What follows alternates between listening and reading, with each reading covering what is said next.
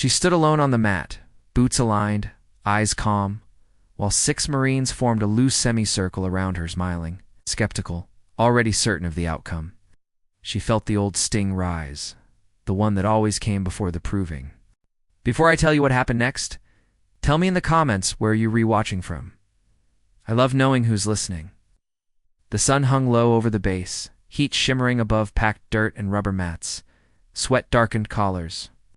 Dust clung to calves. This was meant to be a demonstration, day controlled, instructional, safe.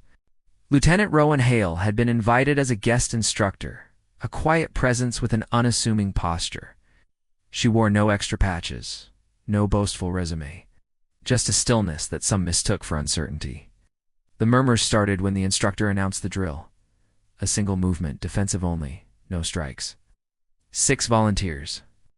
The laughter followed. Rowan heard it all. She always did. She also remembered the first time she'd been laughed at, years ago. When a mentor told her that doubt was a gift if you learned how to carry it, she checked her breathing. Slow, measured. She felt the ground through her soles, the air on her forearms. The faint tremor in her fingers she never let anyone see. She didn't want to embarrass anyone. She wanted to teach. The Marines closed in, instructed to apply pressure together. They moved with confidence born of numbers. Boots shifted, shoulders squared. The crowd leaned forward, a ripple of anticipation passing through ranks.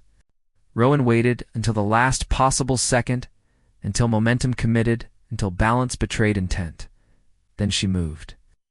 It wasn't fast the way movies pretend fast is. It was precise. Rowan stepped into the smallest gap, turned her hips, and let physics do what ego could not.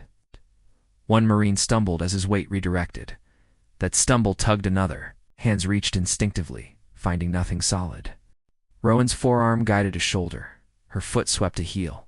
6 bodies hit the mat in a tangled breath, the sound a single surprised exhale. Silence replaced laughter. Rowan released and stepped back immediately, palms open, eyes checking faces. No injuries, just shock. The Marines stared at the sky. The instructor held up a hand, but he was smiling despite himself. Rowan felt the aftershock in her chest. The tremor returned, stronger now, fueled by adrenaline and a familiar doubt. Did I cross the line? How? He asked, breathless. She answered gently. You trusted strength over structure. I trusted structure over strength. They gathered back on their feet. The crowd pressed closer, questions forming. Rowan spoke without raising her voice, explaining angles, center of gravity, timing. She told them the truth. She learned the hard way that power multiplies when you let go of the need to dominate. A Marine in the back raised his hand. Why wait so long? Rowan paused. She thought of a mission years earlier. Of choosing patience over panic, of lives saved because someone had waited, because commitment reveals mistakes, she said. And teaching works better than winning. The sun dipped lower. Dust settled. The yard felt different, not quieter, attentive.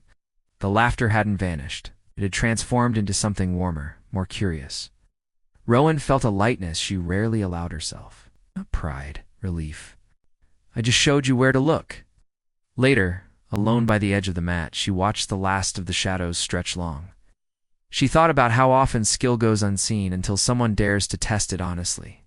How often kindness and victory teaches more than force ever could, because respect isn't taken, it's earned the moment ego steps aside. And the laughter that once echoed across the yard became the quiet that follows understanding. If this story stayed with you, share your thoughts below. Subscribe to Whispered Words for more warm, cinematic stories of discipline and courage. And remember, sometimes the strongest move is the one that teaches everyone to stand.